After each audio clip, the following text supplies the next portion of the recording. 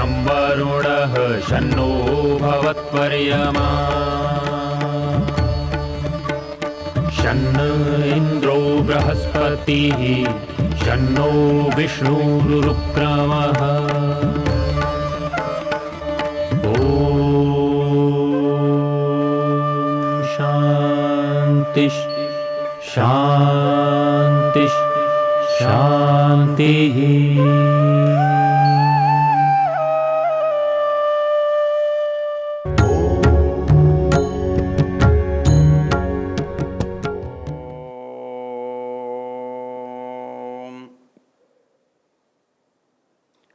हम इस वेद चर्चा के प्रसंग में ऋग्वेद के दशम मंडल के 71वें सूक्त की चर्चा कर रहे हैं। इस सूक्त का ऋषि बृहस्पति है और इन मंत्रों का देवता ज्ञान है। हमने इससे पहले 3-4 मंत्रों की चर्चा की। आज एक और मंत्र जो ज्ञान के संबंध में उसके क्या हमारे लिए उपयोग और लाभ हैं, इसकी जिसमें चर्चा है उसको देखते हैं। मंत्र है उतत्वं सख्ये स्थिरपीतमाहुर नैनं हिन्वन्त्यपि वाजिनेषु अधेन्वा चरति माययैष वाचं शुश्रुवाम अफलाम अपुष्पा। इसमें जो व्यक्ति समझदारी से किसी चीज़ को जानता सुनता है और एक व्यक्ति जो उसको बिना समझे जानता है या सुनता है, वो क्या अंतर है इन दोनों में, ये बात यहाँ पर कही गई है। यदि इसको लौकिक भाषा में कहें तो नीतिकारों ने एक सुंदर श्लोक लिखा है। यथा खरश्चंदन भारवाही भारस्य वेत्ता न तु चंदनस्य तथा व्यानि विहाय विद्वान खरवद वहन्ति। वो कहता है कि जो ज्ञान है, यदि आपने केवल पुस्तक से रट लिया है, सुन लिया है, आपने उसे अपने जिह्वा पर कंठाग्र कर लिया है, तो वो बिल्कुल निरर्थक तो नहीं है, किंतु उसका जितना लाभ होना चाहिए उतना नहीं है। वो कहता है कि यथा खरश्चंदन भारवाही भारस्य वित्ता न तो चंदनस्य। यदि आप किसी गधे पर चंदन का बोझा लाद दें तो उसे चंदन के गुणों का स्मरण नहीं आता, उसके अंदर चंदन की उपयोगिता के बारे में विचार नहीं आता। हाँ, उसे एक ही चीज़ का पता लगता है कि इसमें बोझा है, इसमें वजन है। इसलिए जो शास्त्राण्यधीत्य खरवद वहन्ति, जो इन शास्त्रों को पढ़ते तो हैं लेकिन उनके अभिप्राय को, उनके अर्थों को, उनके रहस्यों को समझते नहीं हैं, तो वो बोझा ढोने वाले के समान हैं। उन्हें इनका बोझ तो लगेगा लेकिन इसका जो लाभ है वो नहीं मालूम पड़ेगा। इसमें एक और रोचक बात है, और वो ये बात है,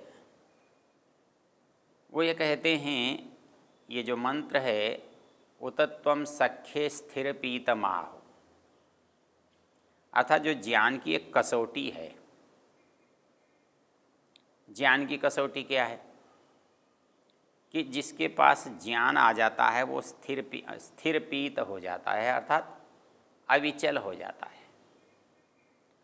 उसके मन वाणी कर्म में किसी तरह का कोई संदेह शेष नहीं रहता है। और ज्ञान से ही हमको कर्म करने की प्रेरणा प्राप्त होती है। इसके लिए एक सुंदर प्रसंग कौटिल्य अर्थशास्त्र में आचार्य चाणक्य का आता है। वो कहते हैं कि सबसे जो महत्वपूर्ण विद्या है वो है आन्वीक्षिकी, अर्थात उचित और अनुचित को जानने की। हमें ये विद्या उसी तरह से काम देती है जैसे सूर्य का प्रकाश या दीपक। इसके लिए शास्त्र ने कहा है कि प्रदीपः सर्वविद्यानां उपायः सर्वकर्मणां आश्रयः सर्वधर्माणां विद्युद्विषे प्रकीर्तिता। ये जो ज्ञान है, ये आन्वीक्षिकी विद्या है, ये कहते हैं प्रदीपः सर्वविद्यानां, अर्थात जैसे एक दीपक से अनेक वस्तुएं प्रकाशित हो जाती हैं, वैसे ही इस ज्ञान से, इस शास्त्र से, इस विद्या से शेष विद्याएं भी प्रदीप के समान आलोकित होने लगती हैं। जो कुछ हम करना चाहते हैं वो कैसे सिद्ध हो, उसके लिए हम उपाय कहते हैं। ये जो उपाय है ये विद्या का परिणाम है। अर्थात एक पुस्तक पढ़ने वाले के पास पढ़ने के बाद तो शब्द ज्ञान तो आ गया, लेकिन उपाय कैसे मिलेगा? जो उपाय चीज़ है ये अनेक ज्ञानों के, अनुभवों के संग्रह के परिणाम स्वरूप हमारे अंदर जो ऊहा होती है, हमारे अंदर जो सोच सूझ होती है, वो इनसे पैदा होती है। उस ऊहा के बिना हमारे यहाँ काम नहीं चलता। अध्ययन करने से ऊहा करने की शक्ति बढ़ती है और बुद्धि के गुणों में ऊहा, 18 जो गुण गिनाए हैं उनमें ऊहा बड़ा प्रमुख गुण है। इतना ही नहीं, आचार्य पतंजलि कहते हैं कि व्याकरण क्यों पढ़ना चाहिए, तो वैसे तो उन्होंने उसमें 18 प्रयोजन लिखे हैं, लेकिन जो मुख्य 5 प्रयोजन लिखे हैं वो है रक्षा, ऊहा, आगम, लघु, असंदेह, प्रयोजन। रक्षा का अर्थ होता है कि हम ये वेदों की रक्षा करें, इसलिए शास्त्रों को, व्याकरण को पढ़ने की आवश्यकता है। और वहाँ दूसरा जो है ऊहा, अर्थात किसी समस्या के समय में, किसी संदेह के समय में, किसी विकट परिस्थिति में जो उपाय का खोजना होता है वो ऊहा है, वो सूझ है, वो युक्ति है जिससे मनुष्य समस्या का समाधान कर लेता है। तो वो ऊहा जो है वो हमारे इस ज्ञान से प्राप्त आती है, इस ज्ञान से उसका संग्रह होता है। हम बहुत सारी चीज़ों को जब पढ़ते हैं तो उसका विश्लेषण हम भले ही न करें, लेकिन हमारा अंतर्मन करता रहता है और वो किया हुआ विश्लेषण ही ऊहा के रूप में प्रकट होता है, सूझ के रूप में काम आता है। जब हम कोई काम करते हैं तो तत्काल उसका उपाय कैसा होता है, इसका एक उदाहरण, हमारे यहाँ निम्बार्क संप्रदाय है, उसके आचार्य हैं, उन्हें हम श्री जी के नाम से जानते हैं। वो कहने लगे कि हमारे गुरुजी का जो एक प्रबुद्ध शिष्य था उसकी ऊहा का एक उदाहरण उन्होंने दिया। कक्षा में पढ़ाते हुए गुरुजी ने कहा जाओ घर से आग लेकर आओ, तो वो आग लेने के लिए घर से हाथ हिलाता हुआ चला गया। जाकर बोला माताजी गुरुजी ने आग मंगाई है। तो माताजी ने पूछा आग लेकर किस में जाएगा, क्या हाथ में लेकर जाएगा? तो तुरंत छात्र बोला हाँ हाथ में ले जाऊंगा। हाथ में कैसे ले जाएगा? उसने क्या किया कि जो मिट्टी का ढेर पड़ा था उसको उसने अंजलि में भर लिया और बोला माता जी इसके ऊपर रख दीजिए। उन्होंने रख दी और वो लेकर चला गया। अब उस समय हम पात्र ढूंढते, स्थान कुछ ढूंढते, कोई वस्तु ढूंढते, ढूंढकर दूसरा व्यक्ति ढूंढ सकता था, कोई उपाय खोज सकता था, लेकिन तत्काल हमारे मन में उसका उपाय आ गया। ये हमारी ऊहा होती है और ये ऊहा इस शास्त्र ज्ञान के, विविध शास्त्र ज्ञान का परिणाम होती है। इसके लिए चाणक्य ने एक बात लिखी है। वो कहते हैं जहाँ ये बात है, प्रदीपः सर्वविद्यानां उपायः सर्वकर्मणां। जब भी कोई काम करते हैं तो काम सिद्ध कैसे हो, तो उस सिद्धि के लिए हमारा मस्तिष्क उर्वर होता है। प्रदीपः सर्वविद्यानां उपायः सर्वकर्मणां आश्रयः सर्वधर्माणां। जो भी हम करना चाहते हैं, जो भी श्रेष्ठ है, उसका आधार, उसका आश्रय ये ज्ञान है। इस ज्ञान के सहारे से आप समस्त अच्छे बातों का पालन कर सकते हैं, उन पर आचरण कर सकते हैं। इसलिए हमें इसका पालन करना चाहिए, इसका अध्ययन करना चाहिए, इसका संग्रह करना चाहिए। तो ज्ञान की जो विशेषता यहाँ बताई, उसी प्रसंग में आचार्य चाणक्य ने एक और बात लिखी है, वो भी इस प्रसंग में जानना अच्छा रहेगा। बोले आन्वीक्षिकी होती क्या है? आन्वीक्षिकी कहते किसको हैं?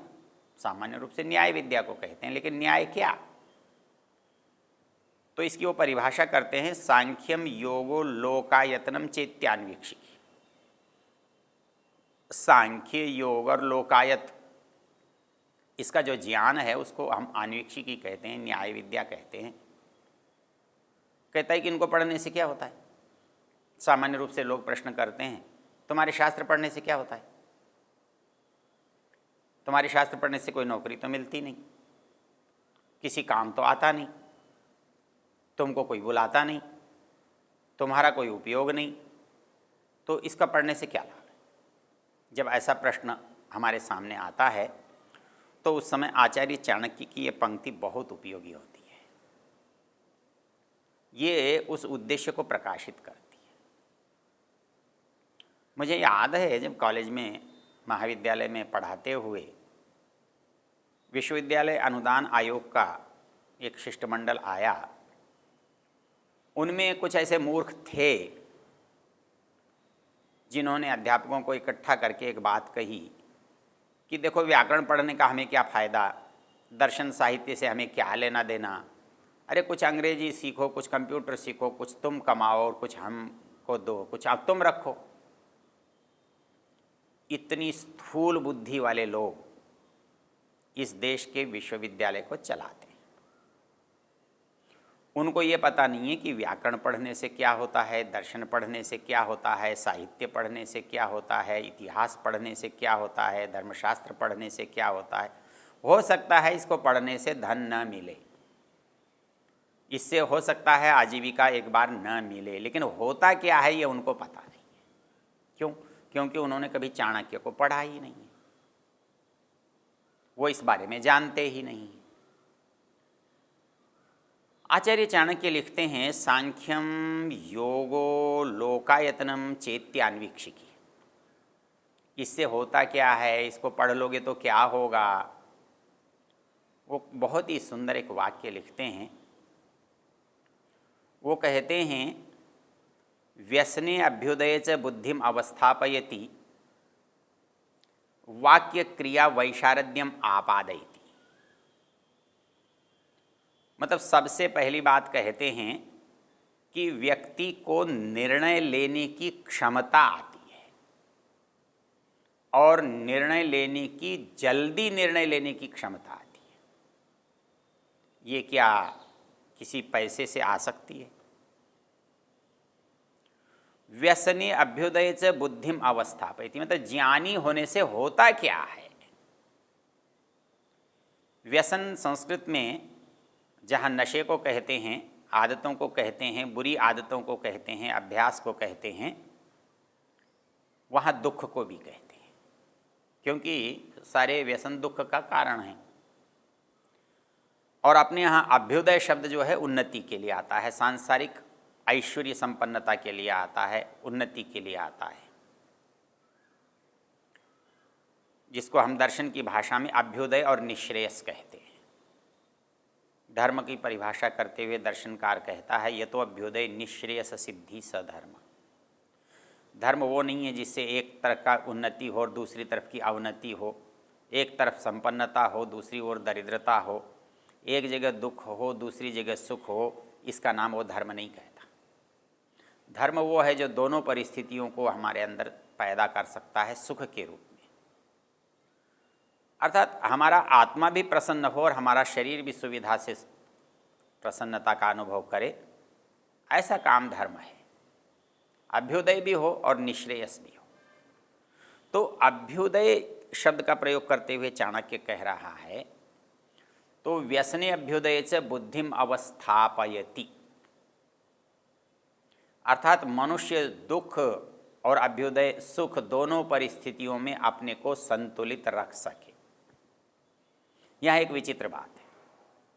हम ये तो सोचते हैं हमें दुख नहीं होना चाहिए, हमें दुख में परेशान नहीं होना चाहिए, ज़्यादा दुखी नहीं होना चाहिए, लेकिन ऐसा कोई व्यक्ति नहीं सोचता कि हमें सुख में भी बहुत प्रसन्न होने की आवश्यकता नहीं है। हमको ऐसा लगता है ये तो स्वाभाविक बात है कि हमारे पास संपन्नता हो, समृद्धि हो, उपलब्धि हो तो हम प्रसन्न हों, तो स्वाभाविक है। कहता नहीं, ये स्वाभाविक नहीं है। आप जितना अधिक सुख के प्रति संवेदनशील होंगे, स्वाभाविक रूप से दुख के प्रति भी आप उतने संवेदनशील स्वयं ही हो जाएंगे। जो सुख में बहुत प्रसन्नता अनुभव करता है या कर सकता है, तो आप ये निश्चित मानिए कि दुख में उसको दुख का अनुभव भी उतनी ही तीव्रता से होगा। इसलिए शास्त्रकार कहते हैं, दुख में यदि अपने को बचाना है तो सुख की संवेदनाओं से भी अपने को रोकना होगा।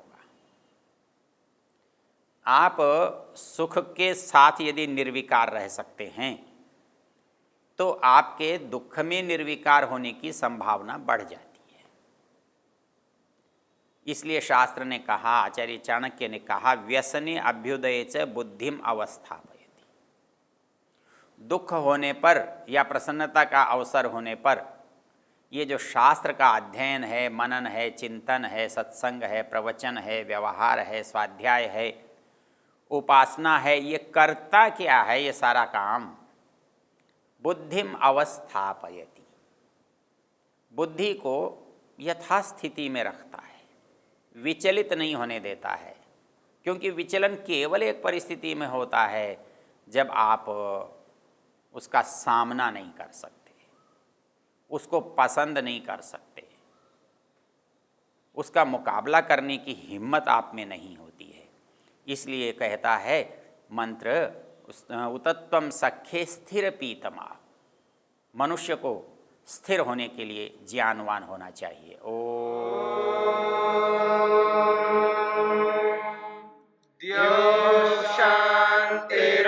शांतिरंतरिक्षं शांतिर्पृथिवी शांतिरापः शांतिरोषधयः शांतिः वनस्पतयः शांतिर्विश्वे देवा शांतिर्ब्रह्म शांति सर्वं शांति शांतिरेव शांति शांति